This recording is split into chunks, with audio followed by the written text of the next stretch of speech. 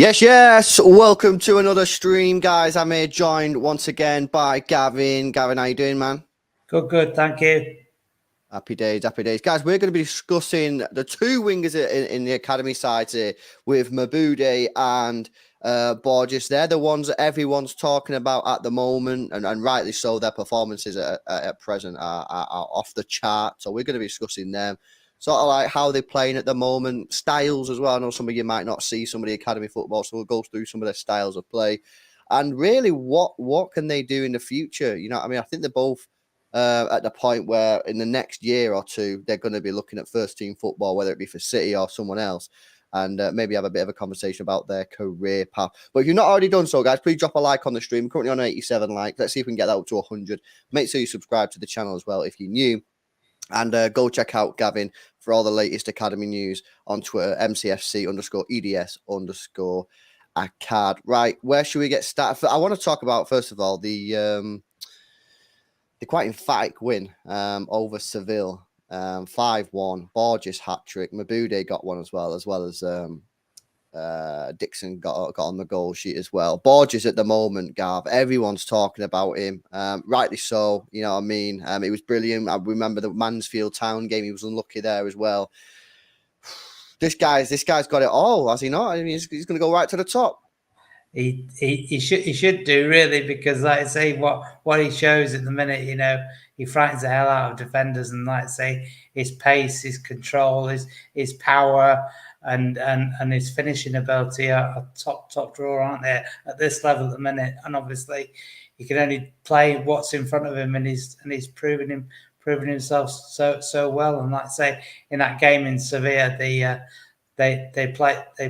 didn't let the heads drop when they went to goal down, and they carried on. And like I say, he got a superb hat-trick for himself there. And obviously, Mabude on the other side played his part greatly as well. So yeah. I know we spoke about this before, Gav, but I am always just conscious that sometimes we'll get people in the stream who've not really seen much academy football. How do you describe Borges? What would you say his style of play is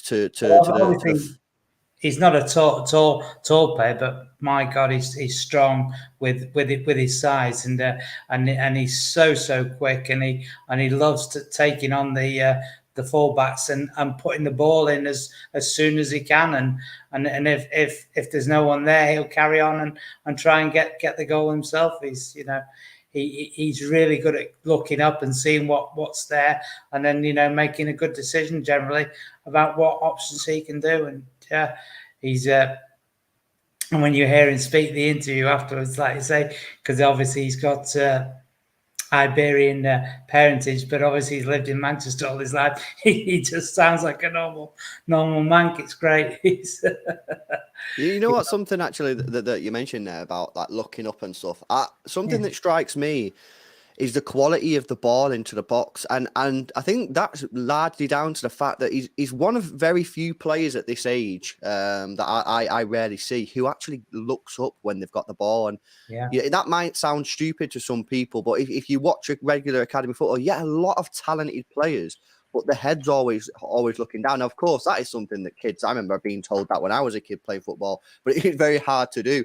And only the best do it. I mean, I remember, Phil Foden, Sancho, all these players always used to have the head above the ball. Contrast to someone like Brahim Diaz, and going back to someone like him, who always, in my opinion, always used to have his head down and run into trouble. Borges always seems to be looking up. And I think that's one of the reasons that when he puts the ball into the box, it's always, or usually is a very good quality ball. I mean, I remember the Mansfield Town game. He was putting a lot of balls into the box. Unfortunately, I think it was Dixon that day didn't manage to get on too many at the end of them. But you can see how put him into a side with a striker who's got that movement, got that world class movement. Someone like Haaland, how he could be very, very dangerous for the opposition. That's something that I know a lot of people will move to his pace and his strength and all that kind of stuff. But for me, it's the fact that he's always got his head up, and that allows him to put the quality ball in.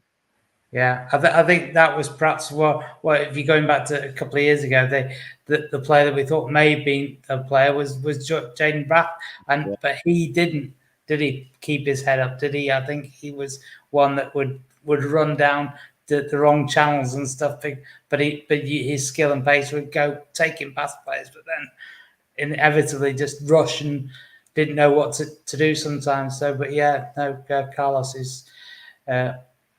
is one that, like you say, keeps his head up and looks what the options are and makes that assessment really quickly, and then either, like I say, carries on himself or just curls up a ball around a defender. And obviously that's another skill, isn't it? Making sure that the ball actually gets in there, not just beaten by the first man, because obviously I'd say you see in professionals, like I say, or what watch like in the championship and so on, the amount of times that the ball doesn't beat the first man when they try to put a cross in, because they just haven't got that skill to bend the ball around the defender. So yeah.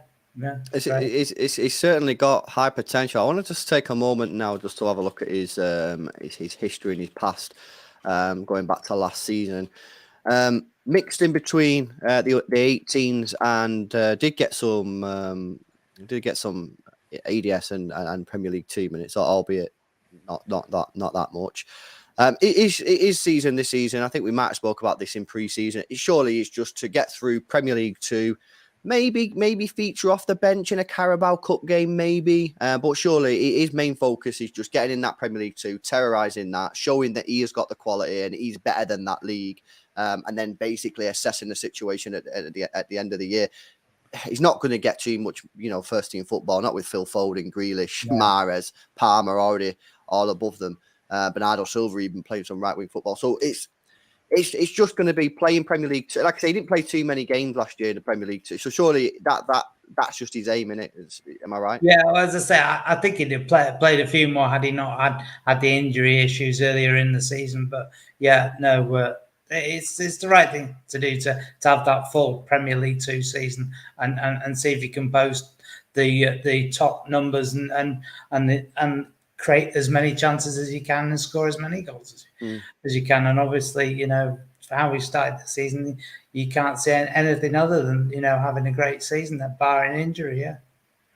Yeah, he's 18 at the moment. 19 in March. Yeah.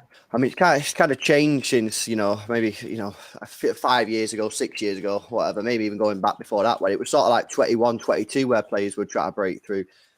The sort of fortune, there's pros and cons to the situation that City are in here with these amazing youth players that they've got. The pros are clearly that they've got amazing players, and we've kind of clickbaited the title with world class wingers already, but they're not too far off if you see the performances.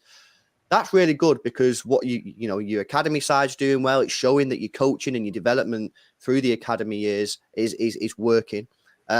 And if they don't break into the first team, you're going to get a nice compensation package to whoever you do sell the player on. The cons are, and again, I think we've spoken about this before, you can struggle to keep hold of the players and to try and get them into the side, especially in a position like a winger, which we all know under Pep Guardiola is a really, really crucial position. Now, a lot of positions are crucial in Pep's team, but the wingers, because of the job that they have, and we all know whenever City sign a winger, they always seem to struggle for the first year. And it's probably due to the demand that Pep Guardiola puts on them. Where does he sort of leave Borges and City here? Because I think he's got a couple of years left on his deal at the moment. He's going to be 19 next summer. If he does what we believe he will do this season and tear up the Premier League too, I mean, it's going to be difficult for City to say, sign a new deal or stay there. What does City do here? What does Carlos Borges do here? Because it's a really difficult situation for both, really.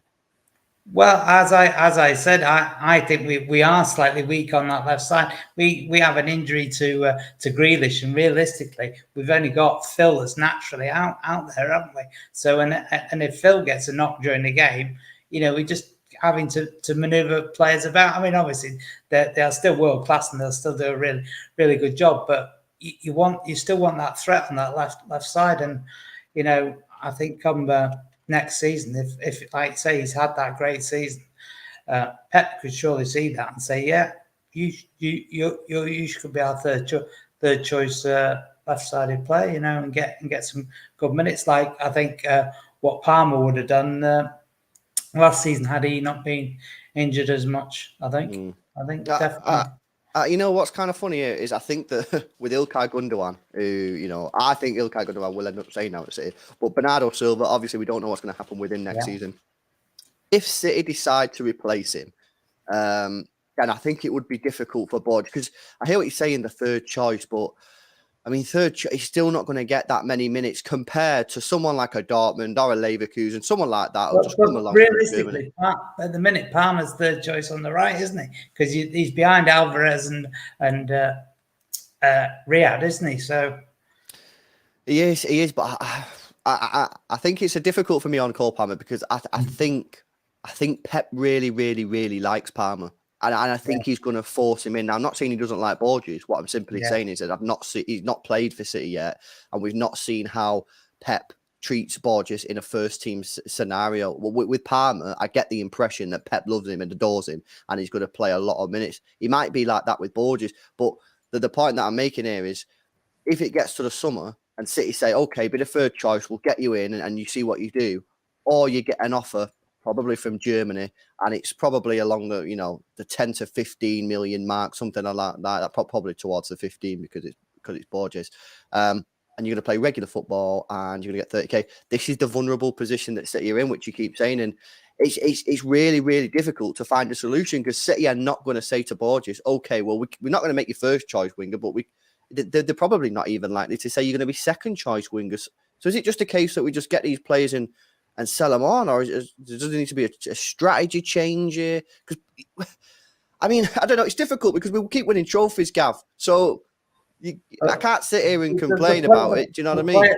The players that have gone are generally not been Manchester lads, the Blues, like Carlos is, So there's that attraction of staying with your local club and the club that you support, isn't it? So I think it's a real pull, and the fact that if we can say, you'll still develop with us and still play so many minutes, I think, I think there's every chance with Carlos, I think. But if a really big offer came in for him and he was offered serious money himself, then he wouldn't blame him if he decided to move. Like I say, talking the 30 to 50k a week wages, anyone would jump at those sort of figures, wouldn't they, when they were 19? So, yeah, for sure. Yeah. It's so frustrating because I really, really like Borges. Hopefully, City can give him a development path that he feels truly will work. But he's a very, very special player, and one that can go to the very top, because the fact that I just think he's he's more of a complete footballer than some of the other names that we've seen leave, and City have got good money for them. Talking like Braff, as you mentioned before, Matondo. He's a lot better than them players, in my opinion. So hopefully City can give him the development path, maybe with either Gundo or Bernardo leaving in the summer. Maybe they'll move Phil or Grealish into the middle and he can get in there. Or I don't know. I also think that some of the Papa John's games this year, the Champions League youth games, these are going to be really crucial as well. You get a lot of eyes on you in them sort of competitions, a lot more than you do in Premier League 2. And maybe he needs to perform at those levels, just like he did against Seville, to sort of put a little bit of pressure on City to try and further him on in his development path. But a really good player, guys, a player that you need to keep your eye on. Like I say, hat trick against Seville in match day 1 of the Champions League youth. Good performance against Mansfield Town.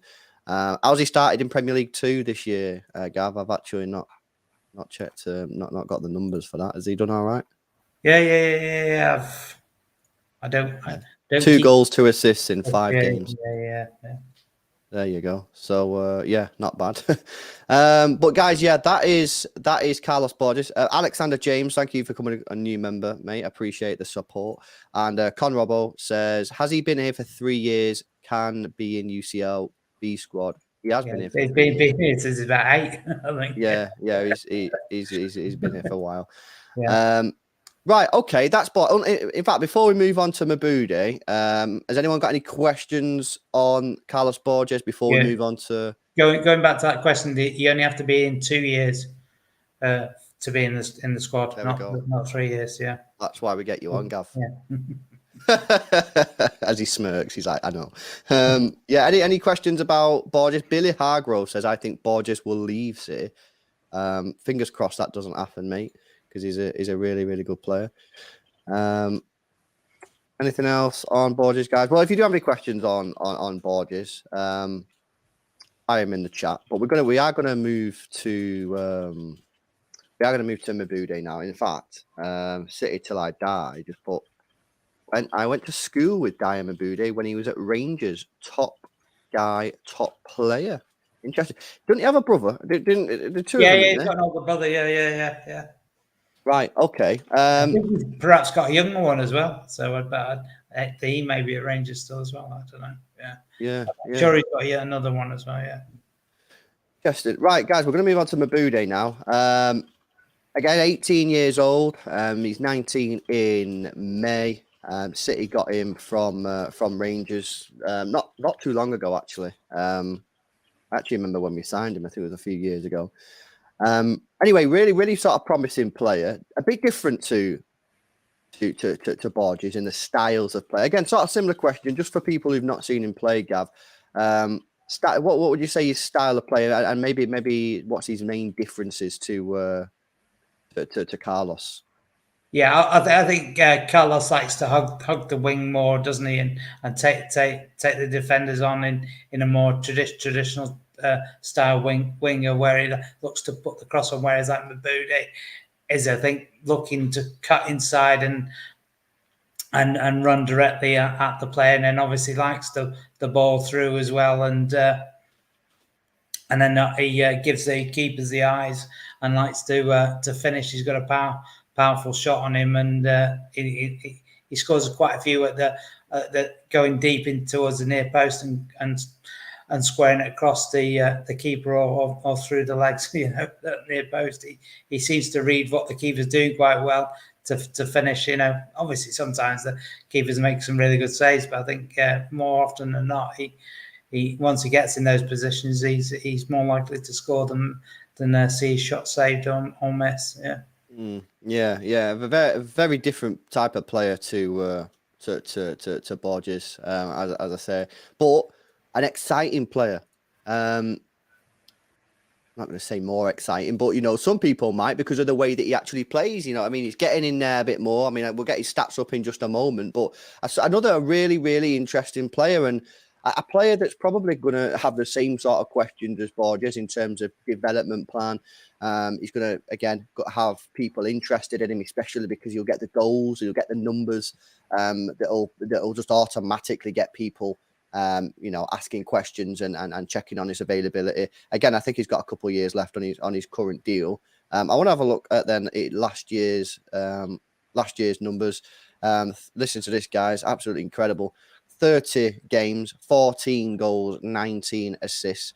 Majority of them coming in the 18s again. Played even less minutes than Borges in the Premier League too.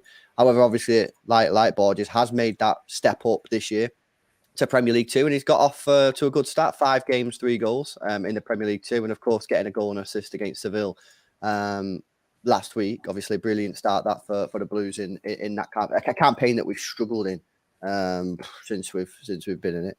Every time I've seen us, we've struggled anyway. So anyway, hopefully them two can sort of get us a little bit further in that competition. But yeah, Mabude's another one that, like I say, just sort of duplicating the conversation on Borges. It's going to be the same stuff. What can he do in that Premier League 2? And then I'm getting to the point where, because these players are so good, and you can put that down to the player, obviously, you've got to give them credit, but you've got to give credit to the coaching staff at City. They are going to get people, clubs, asking questions about these players. Brilliant for obviously, selling the player if we want to get some cash in. But it's such a weird situation. Do you know what I mean? Because you want to see these players come in. You want to see them develop. How good is it, guys, to see Phil Foden play? How good is it to see Cole Palmer play? We're going to see that, with these other players that are coming through. Hopefully, Carlos Borges and Mabude will get some minutes. I would think that Borges is higher up in the pecking order. I think the way he plays as well probably would probably suit a Pep Guardiola side a little bit more than Mabude. That's my opinion. But they both have opportunities, and hopefully this season we might see them in a Carabao Cup game. If we get an easy FA Cup game, might see them on the bench. It is literally just the same, innit, with Mabude, Gav. It's just playing in that Premier League 2 and getting some good numbers. Yeah, but I just think because of the fact that we've got more numbers on that right side, which he usually plays in, I think his pathway to the first team is that little bit more difficult than Borges, and but obviously there's no denying he has a similar level of talent, but just in a different way. And there's no doubt that someone will be offering an 8 million, an 8-figure sum come next summer. I'm sure of it. Yeah, for both of them. Yeah. For both of them. I mean, and that sort of begs the question. Is it who's then behind them? Who's in the 18s now in the wing spots? Because you theoretically could be in a situation where, come the end of next season, both of these lads might have gone, because they're going to generate the bids. They will generate the bids, and if City think that the bids are worth taking the money, who are the two in the 18s? Do we know who they are in the 18s? Well, yeah. We've got Joel and Justin up front, haven't you? Really, they're the two recognised stars, aren't you? Really, they've just come in the scholarships, but they're 2 years younger than they're Carlos, 16, right? And Deary. So yeah. So, I mean, that'll be that becomes a bit of an issue then, because then you've got they'll be 17 playing in an under 21s. I mean, that's tough. You know what I mean? That is tough because of the physicality. The difference in them ages doesn't sound too much, but obviously, we've all been 17 before. And I remember looking at 21-year-olds thinking, geez, you're a tower, you know what I mean? So anyway, this is what I go back to the beginning of the stream, and I was saying, City are in this I don't know how to describe it. It's a good situation to be in, because you've got brilliant players who are quite close to the first team, are really close to the first team, and have quite a lot of value attached to them if you wanted to sell them. But it just leaves you in that position again of what do you do then? Do you just keep selling the players? What do you do then with progressing the players? Because remember, guys, this is the first year that they've been pushed into the Premier League 2. Then you have to take 16, 17-year-olds and 17-year-olds and then pushing them into Premier League 2. They're then playing with 21-year-olds. It just becomes a little bit of an issue then for me next season, what they do. But we've also got to bear in mind what's happening with Pep, don't we? Because I thought we'd see that on the transfer deadline day, that we'd see he's signed his new deal, but that's been and gone, hasn't it? I know. Yeah, I just wonder if City do lose Bernardo Silva next season, if City do decide to move Grealish or Foden into that midfield spot rather than buying another replacement midfielder, if they'll then give Borges the opportunity to say, look, sign a new deal, you're going to be second, third choice left winger, but you'll also be you'll play some minutes in Premier League too, because you might not get that much, and we'll need to get you to match it. I wonder if that'll be an opportunity to keep Borges. The only thing is, City don't need to do that. City could just say, well, we don't need to do that. We'll keep Grealish and Foden as our left wingers, and we'll just go and buy a Bellingham, or we'll go and buy someone who can play in that midfield and not take the risk on Borges. But I think the majority of the fans, Gavin, myself included, they want to see a risk from time to time with an academy product, especially one that deserves it. We don't want to be handing them out left, right, and centre, of course, but to players that look like they deserve it in terms of the effort that they put on the pitch and, more importantly, the quality that they have. We want to see that, and we've seen it a little bit. Obviously, we've seen it a lot with Foden coming through. We've seen it with Palmer. I think Palmer will be here for the future. I think he's going to stick around. But yeah, I just feel that Borges could be one where I think City could take a gamble on that, because Grealish and Foden are good enough to play in the midfield, aren't they? Yeah, but interestingly enough, Grealish's stats were always better when he played slightly wide for Villa. As much as obviously people always seem to think he was better through the middle, but his stats were better, slightly wider, weren't they? So, yeah, I'd like to see him given a go in the midfield, but if the stats don't lie. But yeah, that's the thing for me. I just wonder what City will do. That's why I think it's such a big year for Borges, because I think he knows that there's an opportunity to get in that first team squad next season if he has a good year this year. I would like to see him being given a go in at least one of the early round Carabao Cup games or an FA Cup game. Obviously, opposition, depending. We've got Chelsea, haven't we? So, but obviously if the fixtures are still staying the same, because obviously what's happened in the last week or so, then they with them having Arsenal and Newcastle, haven't they? Either side of that our game, you think they're going to degrade that the match against us, aren't they? They're going to want to put out a few more of their younger players. I would have thought, put sort of more of a B team out. I would have thought, and concentrate on those two league, because I mean, I don't think Graham Potter will be wanting to come the end of the season and not make that top four, really, does he? So you wouldn't want to be going into the World Cup break being off the pace, because things happen through the World Cup, don't they? If they get an injury to a couple of players, during the World Cup, things could go bad for them. So. Yeah. So other than that, like I say, I do think that the Papa John's Trophy is important. Maybe more for value. I don't know if Pep would put too much emphasis on that competition. Although he has mentioned in the past that City would be better off with a B team, obviously, who would be playing these sides. So, that would be a bit contradictory if he then didn't put any emphasis on the Papa John's games, just because he's played against people, 5, 6, 7, 8 years, maybe 10 years older than him. And then the Youth League, again, I don't know how much sort of prestige or, real credit is given for that competition, but it's something that City have struggled in. And if Maboud, Carlos and the rest of the guys in that squad can take us further than we normally go, then I think again, that'll get people looking at it and maybe get Pep to sort of give him a go next season. That'll probably obviously be next season with the last stages. But I mean, if we win on Wednesday, 6 points from 6, and then Dortmund will have no points from their two games. Virtually, starts to put them out of the pictures almost immediately, doesn't it? They'd have to then win all 4 of their games virtually to qualify it. But I mean, their result against Copenhagen, that Copenhagen got the 2 late goals, but Dortmund were down to 10 men. So we won't really know until we obviously see them on Wednesday. How reflective of Copenhagen, whether Copenhagen were that much better or Dortmund were, just off their game that day. Yeah, no, for sure. It'd be good to see. Why does City struggle in this competition, Gav? I've never seen them Well, sort of go far in it.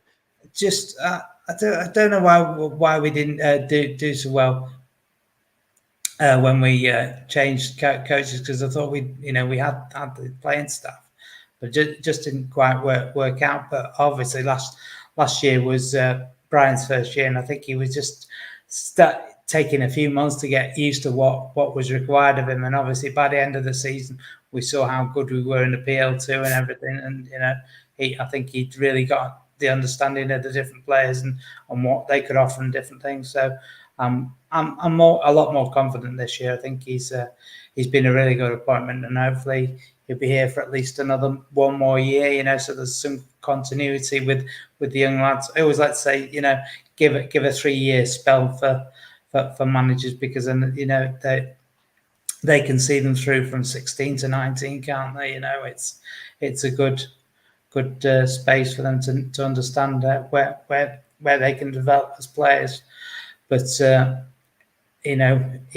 may want him in a league position soon, and who are we to say no to stop him going further? Because obviously there's limited choice in terms of a job, isn't there? Once you've gone back into that sort of youth level, isn't there really? So I don't. It's hard.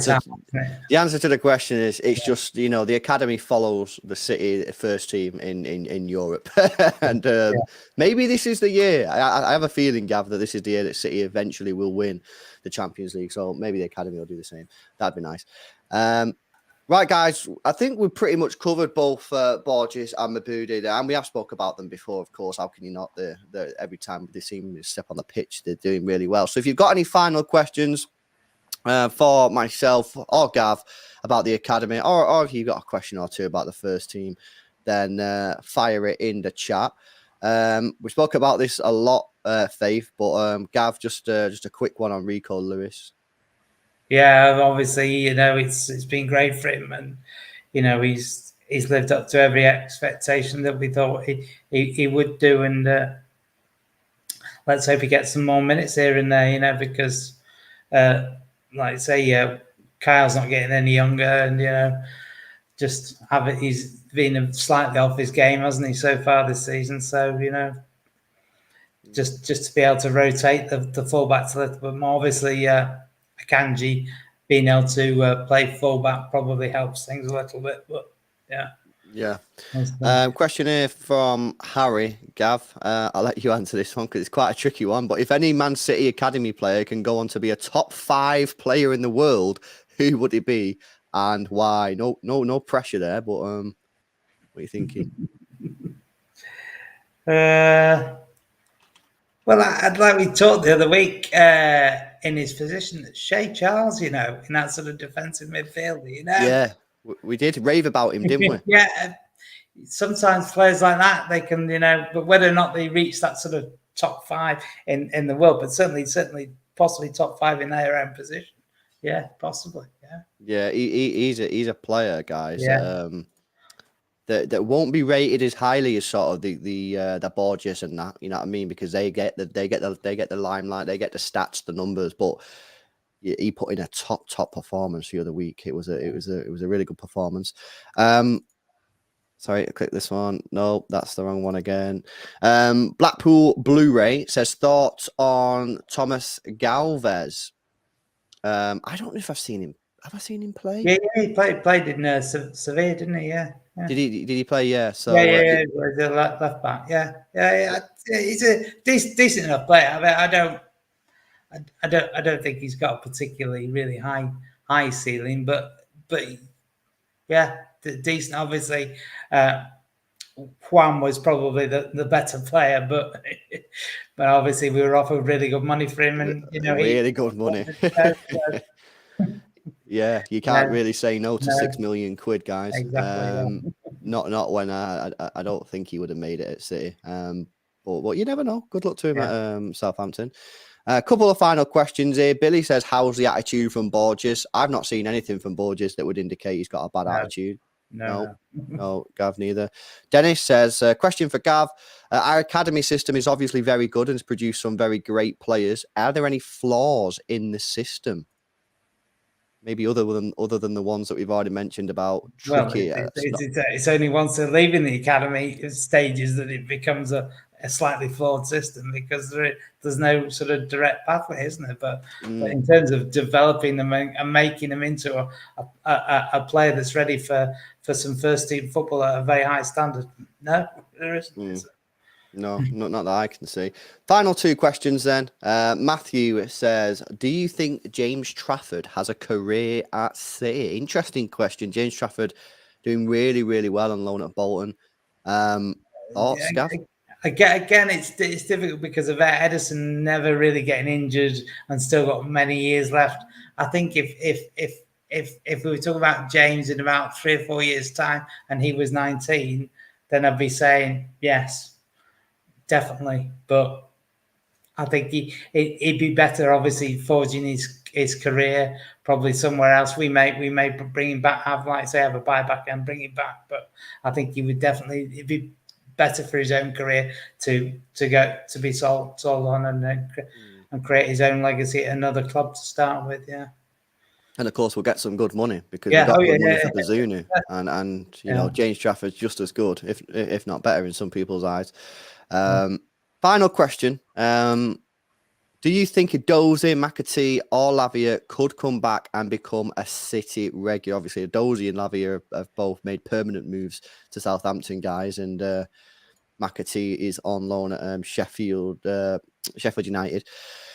Thoughts? Obviously, they do have buybacks on Lavia. Did they have a buyback on Edozie? I don't recall. Yeah. They do. So they got buybacks on both of them. Obviously, McAtee is only on loan, so all three of them could end up back at City. Thoughts on? Let's start off with McAtee. He's technically still a City player, albeit on loan at Sheffield United. Well, obviously, I'd like to say maybe if things are still not going great come World Cup time, maybe they need to renegotiate and see if they can do something in January and bring him back and find a better loan. Because as I told at the time, I just thought it's not the right club for him because he just don't play the football that he's going to get the time on the ball to do what he wants to do and help him improve that physical element. But I've only seen McAtee play in one game for Sheffield United so far, and the only thing that I would say, because of the way that he played, he looked very isolated. He looked like their midfield or the defense, they almost didn't realise that he was in the position because they don't normally play like that. And they just sort of bypass him and go long. And then it sort of skipped McAtee. Whereas, of course, it's City and teams that play out for the back. And by the way, this is no dig to Sheffield United. Of course, everyone can play their own way of football and anything. It's more of a City issue for sending him there. But we play out through the channel. So it'll go from the goalkeeper, through the defence, through the centre defensive midfielder, through Kevin De Bruyne, who's then basically in that sort of role, or Gundogan or Bernardo, whoever it may be. Whereas when Sheffield United were playing, and again, I did only see one game, they tend to just go direct to the striker and almost bypassed James McAtee, so he didn't really get too much football.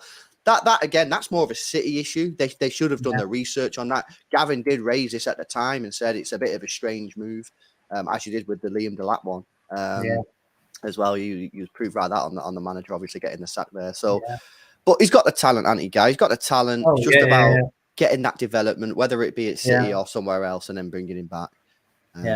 But maybe we'll have to wait and see. It was Sheffield United the right move. Time will tell. Let's have a look at Edozie then. I love Edozie, Gav. Yeah, I think he's absolutely brilliant. I've always rated him. Said on social media, this guy's going to the top. I think the way he runs at players is phenomenal. He's got skills. He's got tricks, just like Sancho. But I think he's a bit more direct than Sancho, in my opinion. And it's just about, can he stay fit? And can he do it at the top level at Southampton? By all accounts, I didn't see the game. By all accounts, his debut, he was absolutely superb. Yeah, the highlights. Yeah, definitely. Wow. Yeah. What do you think on? Obviously, you're saying we've got a buyback on him as well. Do you think do you think he's got the ability? Is he good enough to come back to City? Or There's no, because I was sort of screaming out that he should have stayed to be able to say that third choice on the left hand side, but he obviously wanted more minutes, but.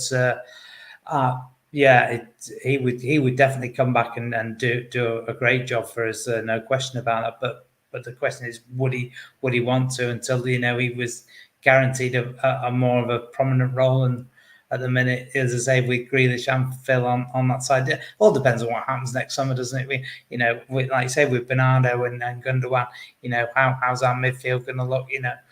It'll make a big difference. But I say all points that he's had a great first game for Southampton, and yeah, it should be good. Yeah, and the final one then. Lavia obviously got gone. He's doing really, really well. Yeah, I've got to say he's always been highly rated at City, and I've always liked him. I always thought there was something missing for him at City, but he's gone to Southampton, done absolutely superb. Apparently there was rumours of a late Chelsea interest on final day of the final day of the season. Chelsea apparently wanted to do a deal with Southampton, which would you've not seen that happen too many times, and we've seen it. They've been buying PL2 players left, right, and centre, but obviously it's not particularly helping so far. No. What do you think then on Lavia, Gav? Do you think he's again a player that's going to play at the top? But the problem we've got is obviously Rodri doesn't get many injuries and still fairly young, isn't he? So. He's not going to start in front of Rodgers, is he really? Do you think that City could have been a bit braver? Lavia was getting a lot of plaudits last season, and he has been for quite some time now. Do you think that they could have left the Calvin Phillips deal and give Lavia a try, or do you think it was too much of a risk? Because if Rodri does get injured, that's a lot of pressure on Lavia. Although some might say that you have Ilkay Gundogan who's played in that sixth position before, so you do have a little bit of. Don't ever play in that sixth. He did really well in the Centurions. Yeah, he did really, really well. You're not a fan of Gundogan then in the sixth? No. So do you think Lavia? Do you think City could have stuck with Lavia, or? For someone that intelligent, I don't understand why he made so many sort of basic errors in his positioning. But anyway, that's another chat, isn't it? Lavia. He, as we talked about, was going to do a thing, but the trouble is that through sort of like the first couple of games in the season, he was really good, but then his form didn't really sort of progress. But after speaking to Joe Shields, he just thought that maybe he was getting that sort of second season itis where he just thought, it's not testing me, so I'm not really putting the effort in the games, and maybe that was something. But then towards the end of the season, he stepped up again, and he completely bossed midfields, and obviously he scored a couple of goals towards the end of the season, and helped us win the PL2 comfortably in the end. So yeah, and obviously that's what helped get the move. But I think. Cool. Well, that was a good summary. Final question, just because Andy's just put it in the chat there, member for 23 months. Do you rate Dozy over Palmer? No. I think Palmer just that ever so slightly higher ceiling. I think I do really, really like Dozy, but I just think Palmer's just got that little bit extra X factor. I think I like to say I'd be starting him over Mahrez all day long, me. Well, he's doing well at the moment. He's liking it, and Mahrez hasn't started too many games this season, so he might be onto something. Yeah. Brilliant. You going to the academy game on Wednesday, Gav, or are you gonna watch it? No, again, because it's a bloody 3:00, isn't it? It's too late. It's in that middle of the zone, isn't it? If it was like 1:30, 2:00 or something, then I could have gone. Or if it was like 4 or 5 o'clock, I could have gone. But at 3:00, it's just too much in the middle. Well, we might be doing a watch along if you want to come and join us for that, but not decided yet. Guys, I hope you enjoyed that. Thanks again to Gav. Go follow him on Twitter at @MCFC_ _ACAD_ What is it? I forgot, mate. You got to do the most confusing. Oh yeah, it's on the screen. It's on the screen, guys, as Jordan tells me. But cheers, Gav. Thanks everyone for joining. Hope you enjoyed that. We'll see you in the next one. See you in a bit.